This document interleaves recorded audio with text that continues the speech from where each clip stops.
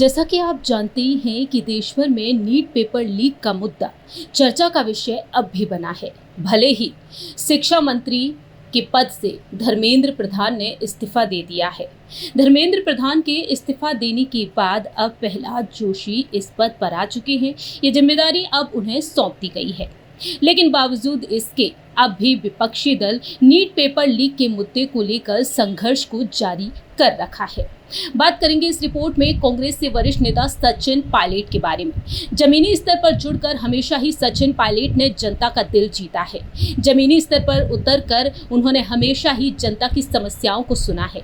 वहीं सीजेपी ने जब ये मोर्चा खोला, शिक्षा मंत्री के इस्तीफे की मांग की और राजधानी दिल्ली के जंतर मंतर पर धरना करने के लिए बैठ गई। देखा गया कि देश भर से लोग आए उन्हें समर्थन देने के लिए। न सिर्फ देश भर से बल्कि विदेश से भी भारतीय लोग उन्हें समर्थन देने के लिए जंतर मंतर पर पहुंचे। और ऐसे में देखा गया कि आखिरकार धर्मेंद्र प्रधान ने शिक्षा मंत्री के पद से इस्तीफा दे ही दिया।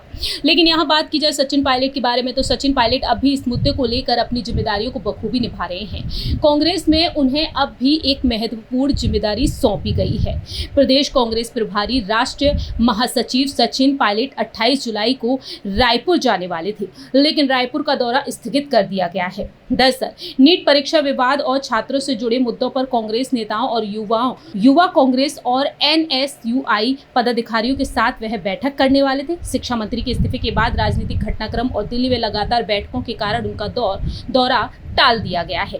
प्रदेश कांग्रेस नेताओं के मुताबिक पायलट फिलहाल नई दिल्ली में राष्ट्रीय स्तर पर आंदोलन की रणनीति तय करने में व्यस्त हैं और इसी वजह से वह रायपुर नहीं जा सकेंगे।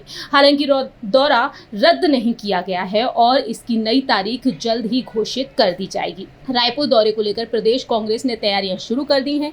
बैठक में नीट परीक्षा में कथित गड़बड़ी और छात्रों के भविष्य और केंद्र सरकार की शिक्षा नीतियों पर चर्चा होनी थी।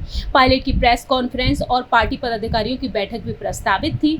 वहीं इस्तीफे के बाद राजनीतिक घटनाक्रम बदल चुका है। कांग्रेस खेमे में देखा जाए तो नेता प्रतिपक्ष राहुल गांधी इस मुद्दे को लगातार उठाए हुए हैं, तो वहीं राहुल गांधी की राह पर सचिन पायलट भी लगातार चल रहे हैं।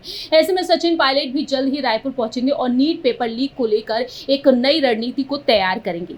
मालूम हो कि वह अब तक कई स्टेट के प्रदेश प्रभारी के तौर पर काम कर चुके हैं और अब भी वह अपनी जिम्मेदारियों को बखूबी निभा रहे हैं। पार्टी का कहना है कि यह छात्रों के संघर्ष की जीत है, लेकिन परीक्षा व्यवस्था में सुधार और जवाबदेही तय होने तक आंदोलन जारी रहेगा। सचिन पायलट का पूरा फोकस फिलहाल दिल्ली में चल रही बैठकों पर है और आगे की रणनीति पर वह चर्चा लगातार कर रहे हैं।